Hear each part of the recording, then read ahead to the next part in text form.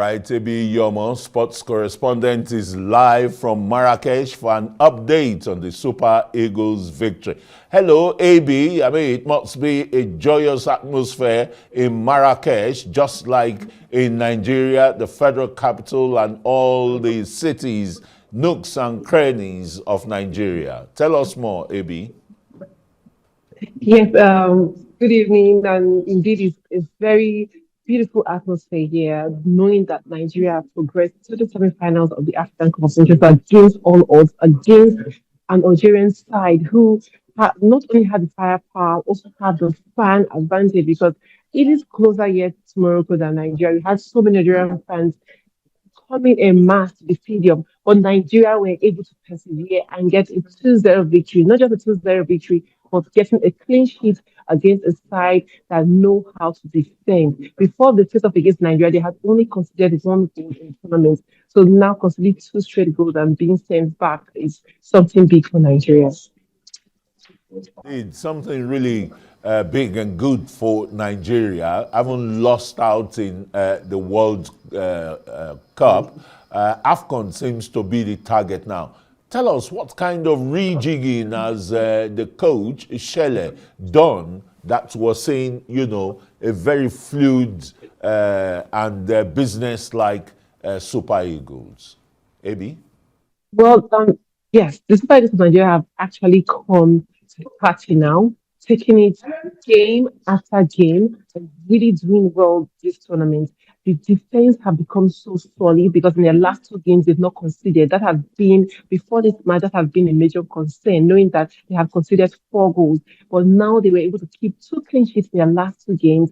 And the midfield also that connects the attack has been so solid, passing the ball, progressing. So it's just a holistic progress with the team. The fullbacks doing their job, the flanks, that's the wingers doing their work as well. And the goalkeeper is now not conceding. So I think it's a holistic progress for the team.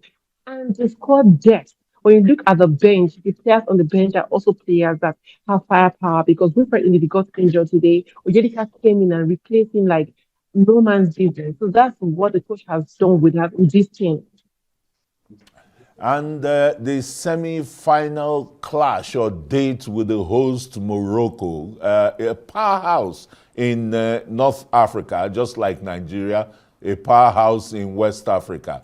Let's evaluate how titanic that match is really going to be. What are the chances for Nigeria? Can they soar far above Morocco? It's going to be a big game. Morocco has the fan advantage. They are home, and Nigeria also have players who can attack the game, but they have to go into the game without being scared and also without being. They can't all be complacent at this point because Morocco also have their players. There's Brian Diaz, Akafakini, Sabari, so many players who are doing very well. Yasin Bonu, the current best player in Africa, won it at the CAF Awards in November. So they have so many players for Morocco, but for Nigeria, they just need to continue with this momentum. And luckily for them, there has been clear rotation. So there's really no much fatigue on the Nigerian side, like what's happened at the last African Cup of Nations. I think they should just take it game by game, but it's going to be a really difficult test against Nigeria because playing the hosts in a host country in the knockout stages is always a very tough one to surmount. And when you look at the other semi-final pairings, Senegal and Egypt, you know, another West African and North African country clashing again. You can see the balance of the football power, North and West Africa. What possible outcome are you putting a finger on? Well, that's a very interesting game to see because Senegal and Egypt have a lot of history, especially in recent times, knowing that Senegal defeated Egypt in 2022 AFCON and they also stopped Egypt for qualifying for the 2022 World Cup. So Egypt will want to get their league back against Senegal, but the Senegal side as well are not doing badly at all. In short, their title credentials should not really be doubted. So it's going to be a tough game. Salah is still looking for his first African Cup of Nations title. So the in this tournament, none of the big teams were upset by the smaller teams. So I think it's going to be a very big semi-final matchup and a potential big final matchup because anyone that emerges as winner, we literally give a blockbuster final.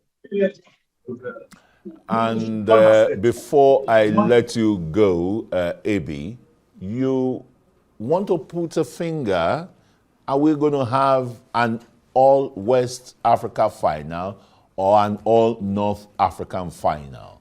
Or is it going to be West Africa versus North Africa? It's going to be a very difficult call. It's very difficult call. For Nigeria and Morocco, I can't predict that because we are going to watch it and hope that Nigeria gets a victory. But if Nigeria is playing the way they are playing now, who knows? They can just get a victory. 14 goals scored in this tournament, considering just 4 goals. They could do it. Anything can happen. But for Senegal and Egypt, Senegal in recent times have almost always had the edge over Egypt. I don't know if it will tilt that way, but Mo Salah has a point to make against Senegal. So anything can happen.